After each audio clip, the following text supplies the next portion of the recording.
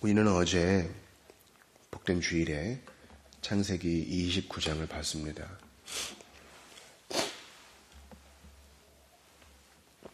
참 저 스스로에게도 격려가 되고 위로가 되는 복된 말씀이었습니다. 하나님께서는 야곱보다 더한 라반을 사용하셔서 그를 징계하시고 훈련시키십니다. 이것은 공연히 맞는 매가 아니라 하나님의 인자한 계획 속에 있는 것입니다. 또 하나 야곱이 라헬을 사랑함으로 그 칠레를 수일처럼 여긴 것처럼 예수님도 죄인을 사랑하시어 그의 구원을 위해 야곱보다 훨씬 더 많은 기간을 사랑으로 기다리고 인내하십니다. 천년을 하루처럼 그렇게 기다리십니다. 우리도 마찬가지입니다. 야곱과 같은 곤고한 나그네 생활을 할 때 언제 주님 배울까 답답하죠.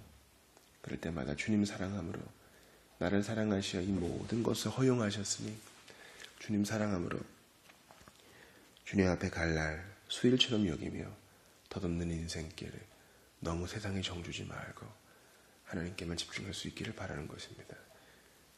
라헬을 사랑하기에 과정이 쉬웠어요. 우리도 주님을 사랑하기에 이 땅에서 겪는 모든 과정이 쉬울 수 있기를 바랍니다. 마지막으로 엉망진창인 그 상황 가운데서 하나님의 은혜가 뚫고 들어오죠. 마지막에 레아가 낳은 아들 유다를 통해 빛이 비춥니다. 메시아의 직접적인 이제 육신의 조상이 세워지죠.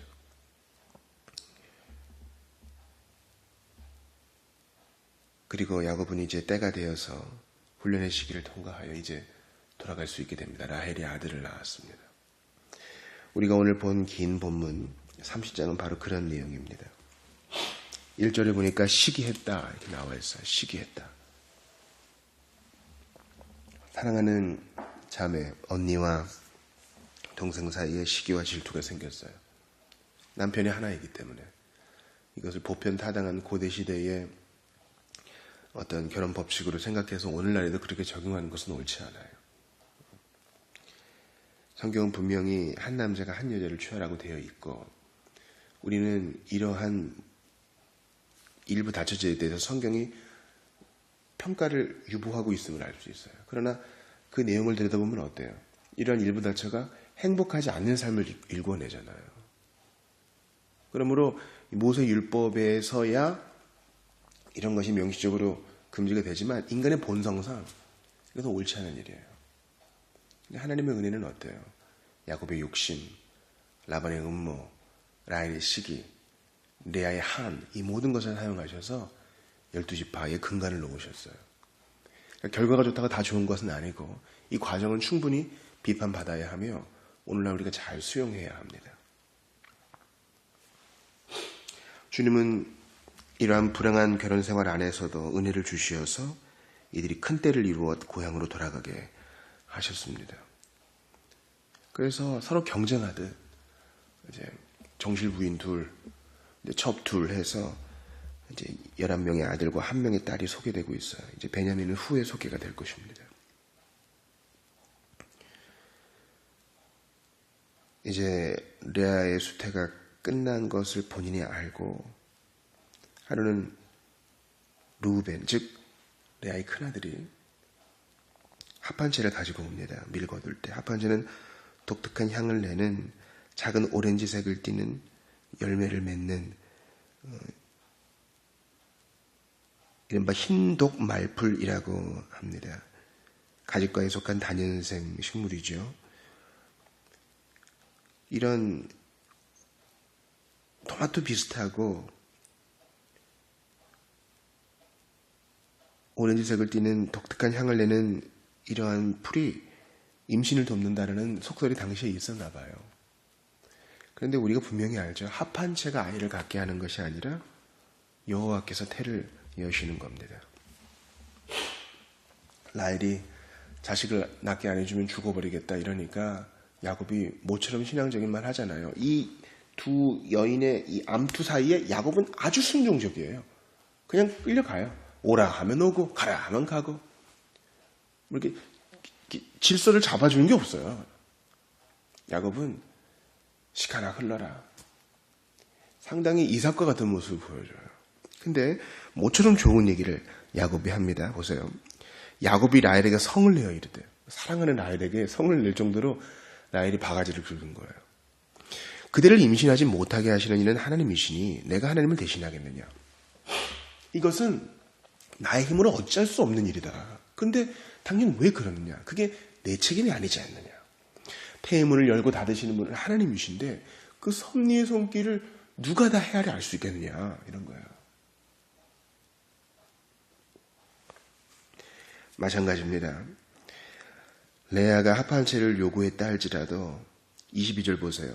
하나님이 라헬을 생각하신지라 하나님이 그의 소원을 들으시고 그의 태를 여셨으므로 생명이 잉태되고 출산하고 이 모든 것 다 하나님의 뜻인 거예요. 하이델베르크 유리문답이 따스한 건 뭐예요?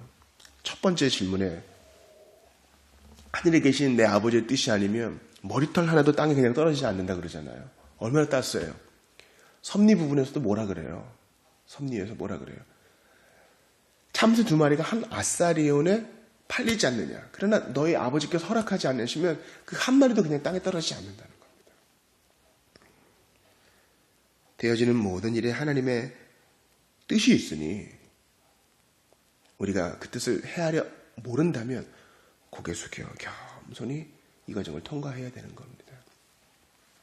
그리고 계속 기도해야 되는 것이에요. 여러분, 하나님의 섭리가 운명론으로 작용해서는 안 되고요. 오늘 보면 보세요. 22절 하나님이 그 소원을 들으시고 우리는 하나님의 작정의 큰 그림을 도무지 볼 수 없는 작은 피조물이에요. 그러므로 겸손하고도 피조물된 자세로 계속 하나님께 기도하고 청구하고 요구하고 간구해야 됩니다. 주님, 저는 모르니 무지한 자를 깨워주십시오. 그러나 기도합니다. 저의 태문을 열어주십시오. 저도 마찬가지입니다. 주님, 어떤 자가 구원을 얻는지 저는 알지 못합니다. 그러나 교회를 세우셨으니 잃어버린 영혼을 붙여달라고 기도합니다. 설교 방송을 통해서 마음의 감동을 받아 예수 믿기로 작정한 영혼들이 일어날 것을 기대하고 기도합니다. 누군지는 몰라요. 그러나 이것이 바른 자세이기에 기도합니다. 우리 어린아이들 지금부터 철이 없죠. 먹는 것만 밝히고 아주 단순하고. 그러나 우리 아이들 짧게는 10년 길게는 20년 안에 이 아이들이 놀라운 일을 해낼 거예요. 그때 정말 역사가 일어나게 해주시기를 믿음으로 기도합니다. 하나님이 우리를 생각하시사 기도에 응답해 주실 것을 믿는 것입니다. 그러므로 여러분, 라헬이 만약에 난 끝났다. 기도 안 해. 자살이나 해야겠다. 이렇게 생각하지 않았어요. 하나님의 뜻을 모르고 답답하여도 이 답답한 마음 갖고 하나님께 가는 거야. 여러분, 앞길 안 보이죠? 저도 안 보여요. 제가 여러분의 앞길을 봐줄 수 있으면 얼마나 좋겠어요. 그러나 그러면 예수 믿는 신앙이 아닙니다. 주님은 우리가 앞길을 모르게 하셨어요. 라헬의 입장 보세요. 이게 도대체 뭔 상황인 거예요? 도대체 이게. 야곱은 나를 사랑했는데 갑자기 경쟁자가 언니뿐만 아니라 여종 둘까지 생기고 야곱은 왔다 갔다 하고 우리 아빠는 속은 모르겠고 이런 겁니다. 그러나 그 중심을 뚫는 하나님의 은혜가 있기 때문에 우리는 포기하지 않고 기도하는 거예요. 계속 기도하는 겁니다. 그러면 여러분, 간구하는 거 잊지 마세요. 올해 저는 주님 앞에 교인 사역하는 이들이 많아지기를 바랍니다. 올해 더욱더 나눔에 힘쓰기를 바랍니다. 우리가 작년에 30% 구제와 선교 이상을 했는데 올해는 더 할 수 있기를 바라고 정말 하나님 앞에 겸손히 나누는 교회가 될 수 있기를 바랍니다. 또 하나님께서 우리에게 허락하시면 주중에 직장인들을 위한 예배도 신설해서 짧은 점심시간에 예배를 드리고 간단한 식사를 제공하면서 직장인들 선교도 할 수 있기를 바라는 것이에요. 우리 앞에 무궁무진한 기회가 있기 때문에 주님께 기도함으로 라헬의 태를 여시듯 우리의 사역의 문을 열어주시기를 간절히 바라고 원하는 것입니다. 이제 라헬이 요셉을 낳았습니다. 사랑하는 아내가 아들을 낳았으니 고향에 돌아가고 싶어 합니다. 그때 라반을 보세요. 라반이 네 품삯을 정해라. 이제 꼼수의 대가죠. 그때 이제 야곱이 특기를 발휘합니다. 아롱진 것, 점 있는 것, 이런 것만 제 품삯이 될 것입니다. 그러니까 이제 라반이 14년 동안 야곱을 속여왔던 야곱이 또 한 번 속이죠. 어떻게 합니까? 이른바 야곱에게는 라반의 양떼 깨끗한 것만 딱 맡겨요. 대부분을 맡기고 자기 아들들한테 야곱에게 줄 것들, 즉 아롱진 거, 얼룩무늬 있는 걸 자기 아들들한테 맡겨서 사흘길 떨어지게 합니다. 너무 노골적이지 않아요? 이제 막 가는 거 아니에요? 이거는 뭐 알아볼 필요도 없어요. 명백한 거야. 나 너에게 재산 주기 싫고 너 계속 부려먹고 싶어. 이런 거예요. 사위에게 할 짓이 아니죠. 솔직히 말하면 사위를 노예처럼 부린 거잖아요. 그러면 가는 길이라도 편안하게 해줘야지. 이건 옳지 않잖아요. 야곱이 37절 보니까 살구나무, 신풍나무, 또 버드나무의 푸른 가지를 가져다가 껍질을 벗겨 흰 무늬를 냅니다. 신풍나무는 플라타너스입니다.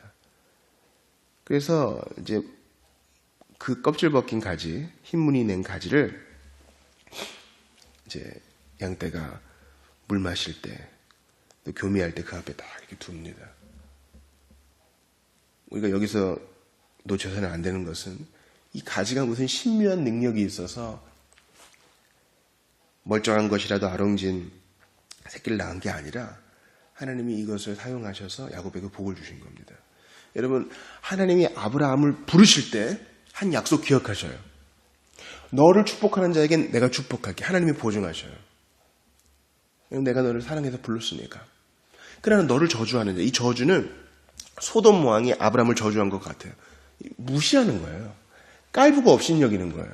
그러면 그 배후에 있는 하나님을 업신여긴 것이기 때문에 하나님이 직접 징계하겠다. 내가 직접 처벌하겠다 하시는 겁니다.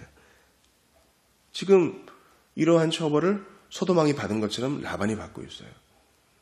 여러분, 우리가 동료 그리스도인 형제 자매를 이유 없이 연고 없이 고소하고 미워할 때 그 배후에 있는 하나님께 들이대는 거예요.